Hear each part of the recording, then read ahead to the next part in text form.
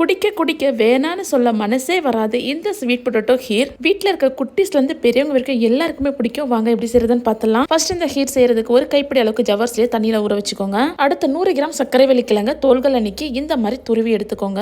அடுத்து ஒரு fry பேன்ல 4 table spoon நெய் சேர்த்துட்டு கூடவே 10 பாதாமா இந்த மாதிரி சாப் பண்ணிக்கோங்க. ஒரு டேபிள் ஸ்பூன் வெள்ளரி விதை, 6 முந்திரி, இது எல்லாமே சேர்த்து நல்லா வறுப்பட்டதுக்கு அப்புறம் ஒரு பிளேட்ல மாத்திக்கோங்க. இந்த நெய்லயே நம்ம துருவி வச்சிருக்க கிழங்கையும் சேர்த்து நல்லா கலந்து விட்டுக்கோங்க. இது 5 மினிட்ஸ் ஸ்லோ ஃபிளேம்லயே குக் ஆகணும். இந்த 5 மினிட்ஸ் இந்த கிழங்க நீங்க கலந்தும் விடக்கூடாது, மூடி போட்டு க்ளோஸும் பண்ணக்கூடாது. 5 நிமிஷத்துக்கு அப்புறம் நீங்க கலந்து விடும்போது ஸ்வீட் பொட்டேட்டோ இந்த மாதிரி கலர்ல இருக்கும். இந்த மாதிரி செய்யும்போது பாயசம் பார்க்க நல்லா கலர்ஃபுல்லாவும் இருக்கும். நம்ம பாயசம் குடிக்கும் போது ஸ்வீட் பொட்டேட்டோ கொல இல்லாம நல்லா கிரன்ச்சியாவும் இருக்கும். சேமியா மாதிரி தனித்தனியா தெரியும். அடுத்து இது கூட ஊற வச்ச ஜவர்சியும் காய்ச்சி அரை வச்ச பாலும் சேர்த்துக்கோங்க. நான் இன்னைக்கு பால் ஏடோடய சேர்த்திருக்கேன். உங்களுக்கு பால் ஏடு பிடிக்காதுன்னா நீங்க வடிகட்டி சேர்த்துக்கோங்க. ஆனா இந்த மாதிரி நீங்க பால் ஏடோட ஆட் பண்ணும்போது நீங்க எக்ஸ்ட்ரா மில்க் மேட்லாம் ஆட் பண்ண தேவையில்ல. இதே ஒரு ரிச்சான டேஸ்ட்டை கொடுக்கும் நமக்கு. இப்போ ஒரு 5 நிமிஷத்தை மூடியை போட்டு க்ளோஸ் பண்ணிடுங்க. 5 நிமிஷத்துக்கு அப்புறம் மூடி ஓபன் பண்ணிட்டு உங்க டேஸ்ட்டுக்கு ஏற்ற மாதிரி சுகர் ஆட் பண்ணிக்கோங்க. நான் இன்னைக்கு 100 கிராம் சர்க்கரை சேர்த்துக்கிறேன். சர்க்கரை சேர்த்து நல்லா கலந்து விட்டதுக்கு அப்புறம் ஒரு பிஞ்ச் அளவுக்கு குங்குமப்பூ, 1/4 டேபிள் ஸ்பூன் ஏலக்காய் தூளையும் சேர்த்து நல்லா கலந்து விட்டுட்டு ஒரு 3 மினிட்ஸ் மட்டும் மூடியை போட்டு க்ளோஸ் பண்ணி குக் பண்ணிக்கோங்க. 3 மினிட்ஸ்க்கு அப்புறம் மூடியை ஓபன் பண்ணிட்டு நம்ம வறுத்து வச்ச நட்ஸையும் சேர்த்து நல்லா கலந்து விட்டுட்டு சர்வ் பண்ணிக்கோங்க. அவ்வளவுதான், ஸ்வீட் பொட்டேட்டோ பாயாசம் அட்டகாசமா ரெடி ஆயிடுச்சு.